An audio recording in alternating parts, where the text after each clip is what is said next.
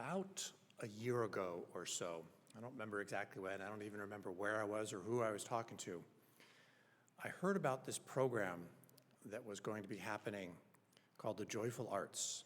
It's going to take place in the CC. And I was like, oh, okay. And I kind of dismissed it. Didn't really think about it at all. I learned later, my wife Viveka Devi was like, ooh, I want to go. Fast forward to May of this year, and Lakshmi and I were in a conversation with Asha. I don't remember again how we got on the topic, but the Joyful Arts program that was now only a couple of months away came up again. And as we were talking through this, and in particular, this sort of subtitle, that's my word, I don't know what you call it, of the book, Creativity and the Transformation of Consciousness. And we were in particular talking about that. And there was this overwhelming sense, really truly overwhelming, that I needed to go. I needed to experience what was this that was going to happen that Dana was doing.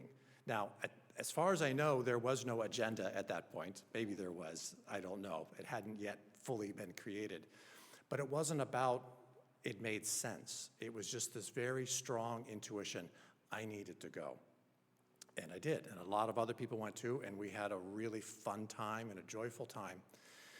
But I experienced it in this small way, even without reading this book, but with all of this movement of the joyful arts, I experienced a change in my consciousness. I'm still experiencing it to this day. And it's the power of creativity that I had never even thought was possible for me. And it wasn't about what was being produced. It was this process. It was truly a transformative process of being able to attune to what it was that was trying to be created. And that in and of itself, for me personally, was so inspiring. It's like, I'm all in. Whatever it is that we're going to do, whatever it is that Dana wants to talk about, which is why I'm standing here right now. There's going to be lots of things that I hope that we'll be doing in the coming days, weeks, months, in all kinds of different endeavors. But for tonight, we are here to bless this movement of the joyful arts, and in particular, bless this book. Now, the book, which looks like this, and feast your eyes and look like this, because you can't have it yet. Sorry. It's on its way, we promise. We don't know exactly when, but the edits are done, right? The most importantly, the words have been written, that stream of all of the consciousness that was coming through Dana, all of that is done. And we're going to hear many of those words tonight. We have several people who will come up and read little excerpts. Dana's going to talk about I don't know what she's going to say, but it's going to be fabulous, I know. I think you're going to read some excerpts too. We even have a few over here later at the end. You can read some additional ones that we found. I really found these very poetic. Again, just little snippets here and there. But the whole content of this book of, yes, it is art, it is spirit. It takes off on, this is now me, my take on it, is it takes off from where Swami left off with art as a hidden message, which many of us have read, some of us have perused, some of us have thought about reading it. Read it. It's really, really good. It's really powerful. So it's not that this is a companion book. This is a whole separate thing unto itself. But that's a great place to start, art as a hidden message, to get, and this was my experience, to get myself in this flow and to take what Dana has done here, which is equally broad, equally as profound. I haven't read the whole thing, but I've been reading little snippets from this advanced copy.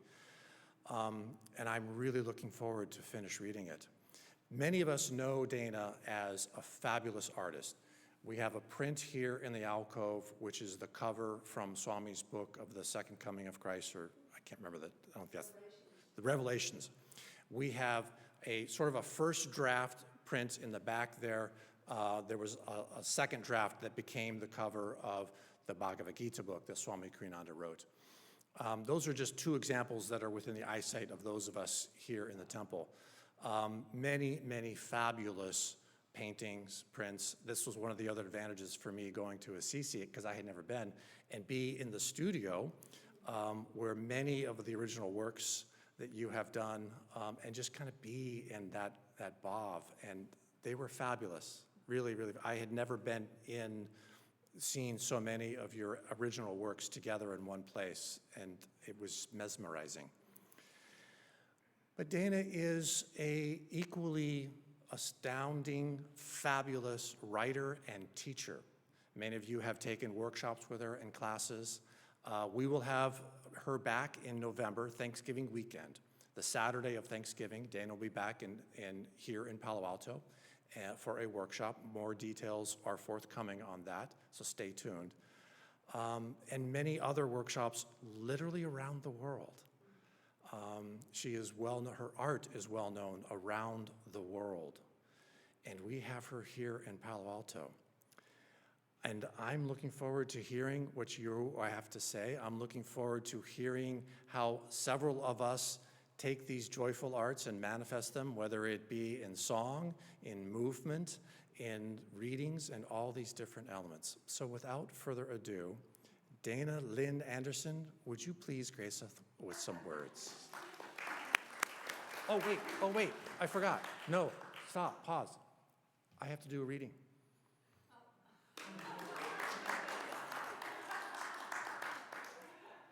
I got so focused on introducing that, and I was like, oh, that's right. There was two paragraphs here that I want to read from the book that I thought very nicely encapsulated everything that I just said, but in a much more, in Dana's words, so they're much better. The arts have the potential to awaken and transform us, personally, socially, and spiritually.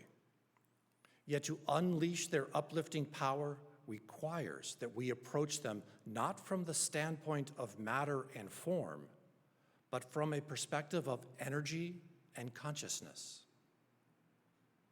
If we expand to a perspective of energy and consciousness, the arts are revealed as a magnificent vehicle for awakening the full, glorious spectrum of our human and our divine potentials. This is the potential of art and spirit conjoined. When united, creativity becomes a transformative force in our lives, both individually and collectively. And now.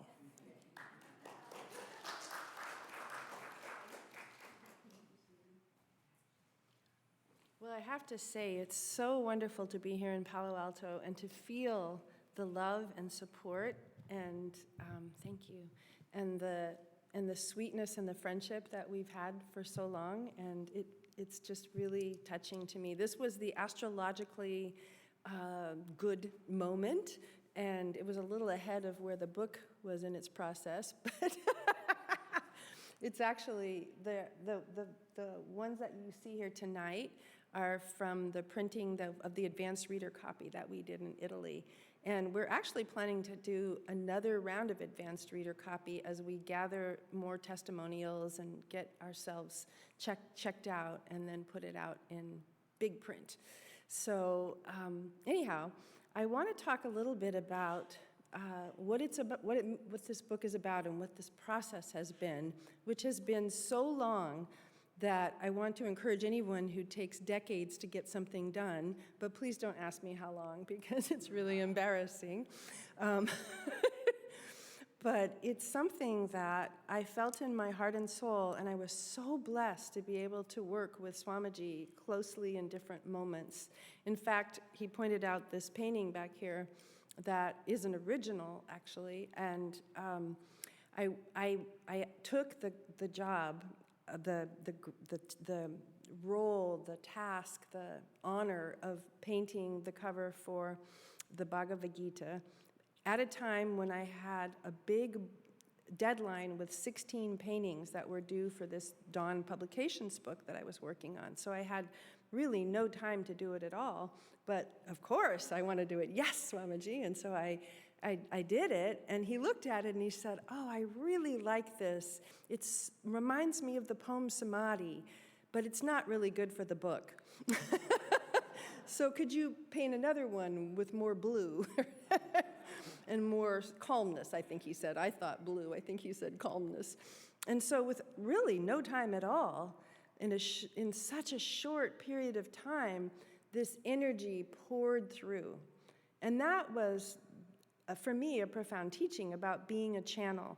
Swami wrote a book that he referenced, Art is a Hidden Message, but originally it was titled The Artist as a Channel. And I think they changed it during the time period when channeling started to be a big thing, and it's like you didn't want to be like art was channeling 3,000-year-old gazelles or something. You wanted it to be understood, but that's a main message of Swamiji's teachings. And it was a process over the years of being very changed deeply in my understanding of what art and creativity are really about, what they're for. We live in a culture right now that has a very shallow understanding of art, that is thinking of it mostly as decoration or, the icing on the cake or what you put over your couch that matches the thing that you're creating. It's not understood as the powerful transformative force that it actually is. And in writing the book, it ended up being something that had 3 overall sections to it in expressing how far and deep the power of transformation can happen with the arts. And so the first part is really about the individual and how important it is for us as human beings to open the channel inside of us, to open that place where that divine energy can flow through us. And sometimes on the spiritual path, we get a little nervous about creativity, like I don't want to be too big of an energy, or, I don't want to look so puffed up. But I am here to tell you that the only way to understand it is that you are actually not doing any of it. It's the flow of the divine. And if we come from that place and we open that channel inside of us and let that fountain of creativity that comes from, as it did for me through Swamiji and that process, but for any of us, when we are in an open position of humble receptivity, that divine energy flows through us with a power and an immensity that is the same power and immensity that created all of creation, right? We're talking about Big Bang level of power and energy. The stars, the galaxies, the whirling atoms, all of that is what is trying to flow through us. That's what wants to flow through us. And when we start to realize that we were created in the image and likeness of God, we were created as beings who could reflect and express the divine in a godlike nature, we can understand that inexhaustible source, actually desireless desire, wants to flow through us. And so our job of getting bigger is not on the surface puffing up who we are, but instead opening that place where it can flow through us. And what I found from teaching for a long time is that when people open that channel, it is healing, it is holing, it is uplifting, and it is inspiring. I am so lucky to do the work that I do, where year after year, day after day, people come in and they're like, oh, I don't know, I don't think I can be creative. I once was, but I not anymore, and I can't draw. And like the energy is very nervous and worried. But there's something that brings them to that class. There's something that, but still I came just in case, maybe.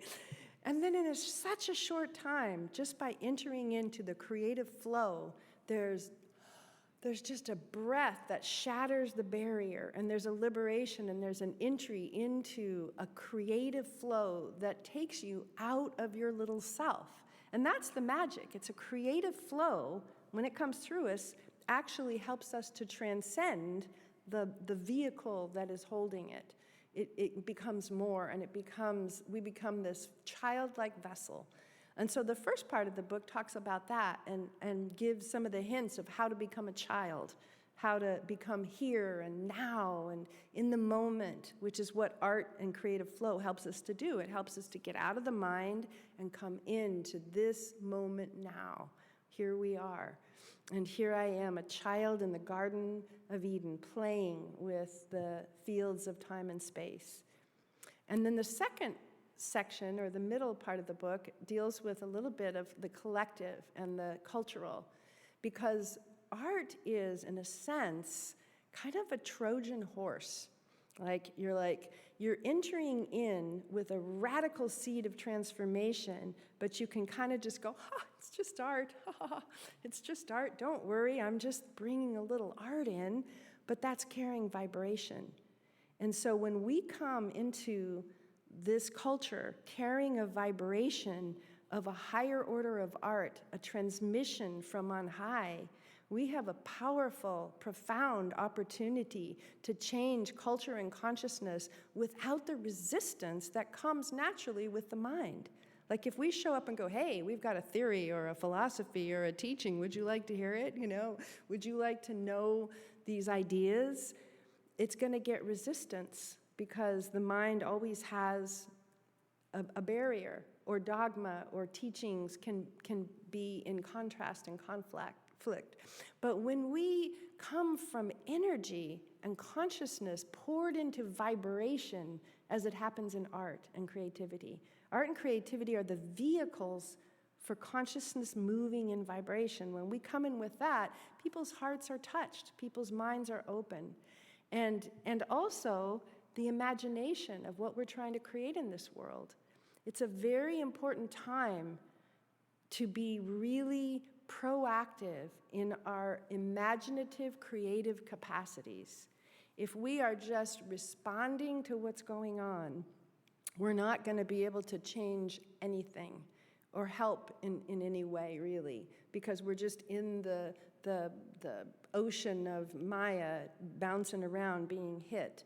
But when we open the channel, offer ourselves as an instrument, then we have a way of reaching out and touching and changing the world around us, not just with the vibration, but also with the image and the picture of what we see, realities that are beautiful and worth living, life in its highest form, which is what all of us are doing in our different ways. I'm looking at Aryavan and Nishani over there, and in school, in media, in the different ways that we work in the world, we have that opportunity to change it. But through the creative process, we have the opportunity to draw in a higher order of information, an inspiration that comes beyond us.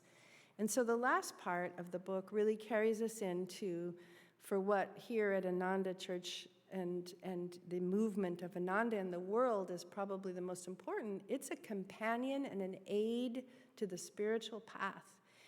It is a spiritual practice that brings us to our own home, to our own center within, and helps us to blossom forth from that place. When we come into attunement, which is what the arts help us to learn, the arts actually teach us how to attune. When we come into attunement, then we are in harmony with the song of creation, with the song of the spheres, with the song of God. And it helps us to become that flute in the hands of Krishna. One of the things that's really interesting about the flute is that it's hollow. You pick it up and it's this instrument that there's nothing inside. And I love that that's often used as an image in the spiritual path.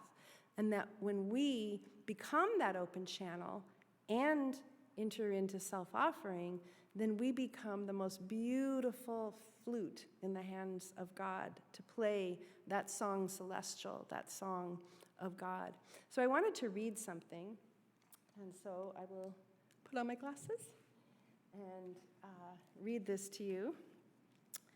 Creative attunement. This is in the section in the back that each chapter has a little image. So this is in the image and likeness of God. The soul longs for God, and wants to flow in attunement with higher realities. The soul longs for God and wants to flow in attunement with higher realities. When the channel is open and energies are directed upward, that flows forth naturally, uplifts us towards spirit. The practice of attunement is, in essence, following God's will. God is a living, multidimensional omnipresence whose will is the harmonious symphony of creation. This divine will unfolds in us, through us, and as us. If we attend to our inner life and follow its guidance, in time, that small, still voice will lead us to the high mountains of divine consciousness. And so, just to say that if we are going to be in this world at this time, it's important that we open ourselves to allow the flow of grace to uplift not only us personally, but our humanity around us, and also to use that experience of ourselves as a channel to reach for the deepest and highest levels of reality and allow that inspiration from on high to come cascading through us like a waterfall, and to not hold back from it because, oh, I don't want to, or maybe I can't, or I don't want to be, forget that. It's too important. We have to step aside from those petty little voices inside of us and allow the grandeur and the power and the magnificence of God to be moving in and through and as us. So, thanks.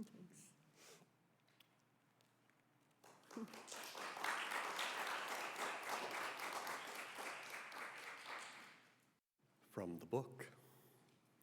Creativity and intuition are core survival skills in the world unfurling around us.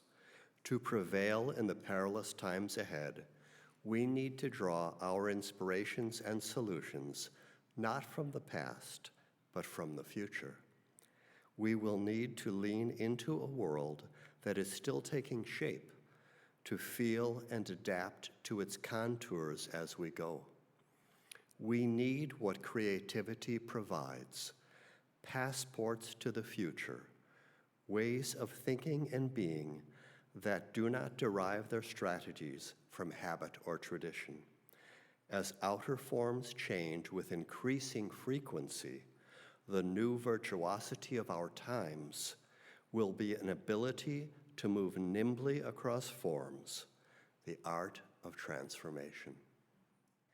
From a living spring at the core of our being, creative energies enliven and nourish every atom and cell of who we are. As mysterious as life itself, creativity rises like an inexhaustible wellspring from the infinite and eternal. We are meant to be fountains in this world, drawing from the divine in continuously regenerating flow. Following our bliss does not mean looking for what is most comfortable, nor are we following to get somewhere.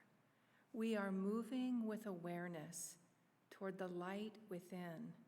We are followers of the radiance, devotees of the living spark. The song that we want to share this evening, it's a Spanish hymn to Divine Mother.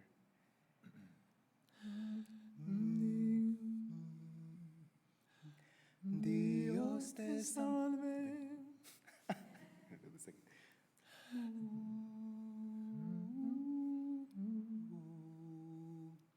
Dios te salve, Reina, Madre de misericordia, vida, dulzura, esperanza nuestra, Dios te salve. A ti amamos, los desterrados hijos de Eva. A ti suspiramos,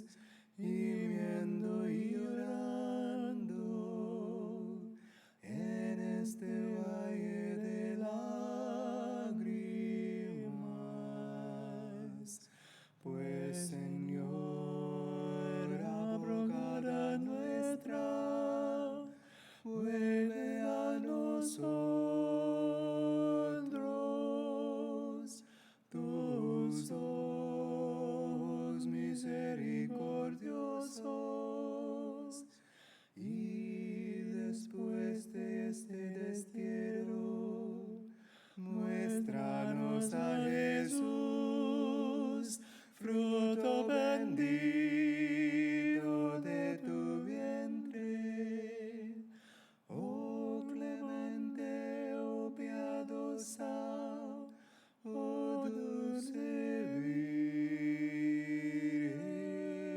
Virgen María.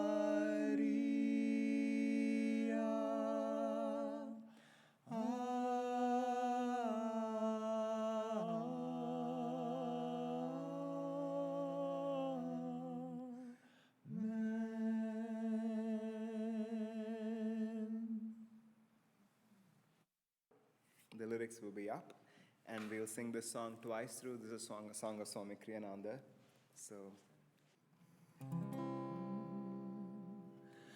life is beautiful, life is gay, when I give myself away, when I live to please thee, Lord, dancing in thy way. Let me see thee everywhere, hear thy melodies in the air. Let me feel thy strength in me, give me joy to share. Life is beautiful, life is gay, when I give myself away, when I live to please thee, Lord, dancing in thy ray. Let me see thee everywhere, hear thy melodies in the air. Let me feel thy strength in me, give me joy to share. Let me feel thy strength in me, give me joy to share. This is another reading from the book. Attunement is a long-term relationship with the divine, profoundly inward and sweet, a romance that deepens into ever greater intimacy. As our creative work conjoins our spiritual work, we clear the channel for the mellifluous melody of grace to flow through us unimpeded. As joy is our natural state, higher consciousness is ultimately our natural condition. We think of the senses as portals opening to the world, but from another perspective, they are filters transducing a richer dimension. Ordinary awareness screens out the vast symphony of frequencies that enfold us. Higher awareness is not an anomaly or altered state of consciousness. It is our natural state, ultimate, unfiltered by body, brain, or senses. It is possible for the artist to reach exalted visionary realms because, in truth, they are within our own being. So this is the moment that we get to, all of us, actively participate in blessing this book. We'll start first in a celebratory kind of way, and then we'll move into a more ceremonial way. But this is a beautiful sacred moment for this book and this movement. It feels like a birthing to me, a birthing of a book, of a consciousness, of an opportunity that is going out into the world with unlimited potential, to help people touch into their hearts and their souls in a way that they may never have thought of. And it just feels like a sacred moment. The book, is carrying Swami's and Master's consciousness, but it's doing it in a way that anybody would walk into a bookstore and pick up this book and receive that. So we feel like the heavens must be rejoicing, And this is our chance to join in that heavenly rejoicing and launch this book with all of our love and joy out into the world for all who may be seeking. So, first we ask you to stand and join us in some movement, joyful movement it is, and we chose this song quite intentionally. It's called Joy in the Heavens, and so we get to be a part of just being joyful instruments of the joyful heavens and joining together so that all of mankind can receive this blessing. Okay, so we're going to show you the movements. They repeat with each stanza, so it's going to be the same no matter what the words do. So the first part is, there's joy in the heavens, a smile on the mountains, and melody sings everywhere. The flowers are all laughing to welcome the morning. Your soul is as free as the air. The flowers are all laughing to welcome the morning. Your soul is as free as the air. Okay? That's it.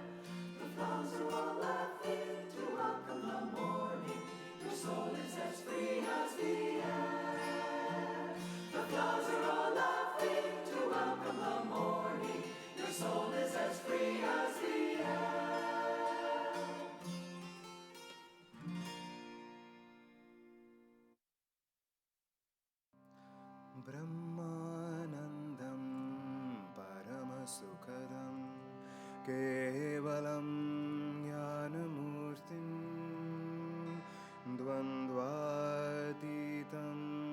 गगनसदृशं तत्त्वमस्यादिलक्ष्यम् एकं नित्यं विमलमचलं सर्वदी साक्षिभूतं भावातीतं त्रिगुणरहितं सद्गुरुं तं Namami. Full of bliss, giving joy transcendent, of higher knowledge the abode, dwell no more clear as the heavens, known to all as thou art that. He is pure, permanent, unmoving, the everlasting seer of all, far, far beyond qualities and thoughts. Guru, Lord, I bow to thee. Guru, Lord, I bow to thee. Guru, Lord, I bow to thee.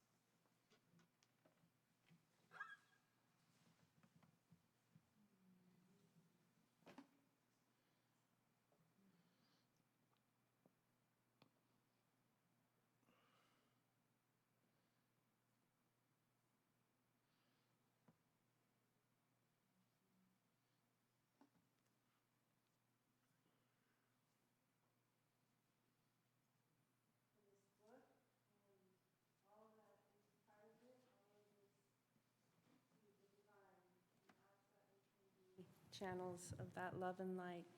So thank you so much. I just wanted to thank you, all of you, so much.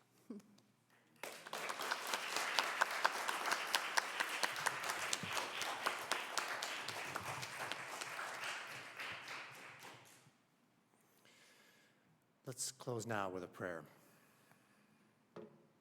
Heavenly Father, Divine Mother, friend, beloved God, Jesus Christ, Babaji Krishna, Lahiri Mahashaya, Swami Sri Yukteswar, Paramahansa Yogananda, saints of all religions, friend and guide Swami Kriyananda,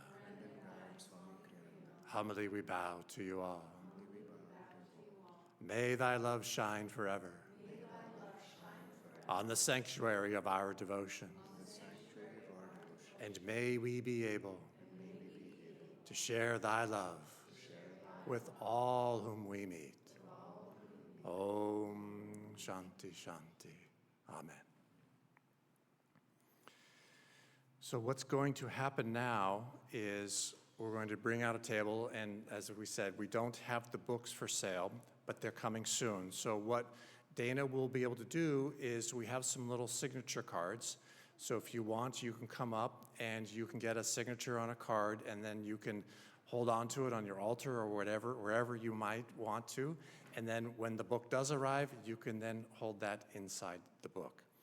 And you can look through with the couple of copies we have, you can read the excerpts, and we will have now a chant, which was, I found out, was Dana's, the chant that was playing when, remind me. Okay, this chant is the first time I went into Gopi ecstasy. I don't know if you guys have had that experience. Now I've had it more than once, but where you're just singing and all of a sudden in a group of people, it just, everyone melts and you're all part of this incredible energy and you lose yourself.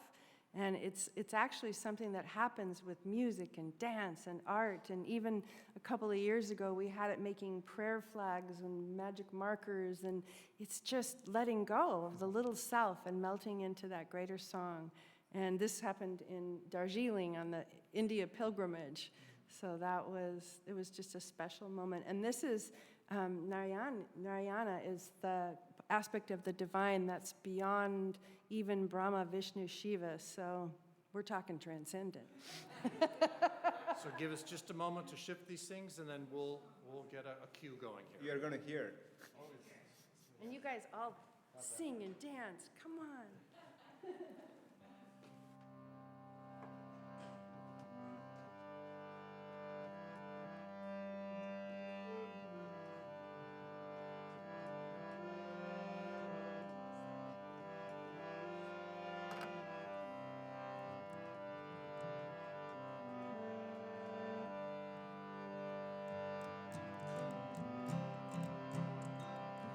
Narayana Narayana Om Satya Narayana Narayana Narayana Om Yogananda Narayana Om Satya Narayana Narayana Om Satya Narayana Narayana Om Jai Sadguru Deva Narayana Narayana Om Satya Narayana Narayana Narayana Om Yogananda Narayana Om Satya Narayana Narayana Om Satya Narayana Narayana Om Om Jai Sa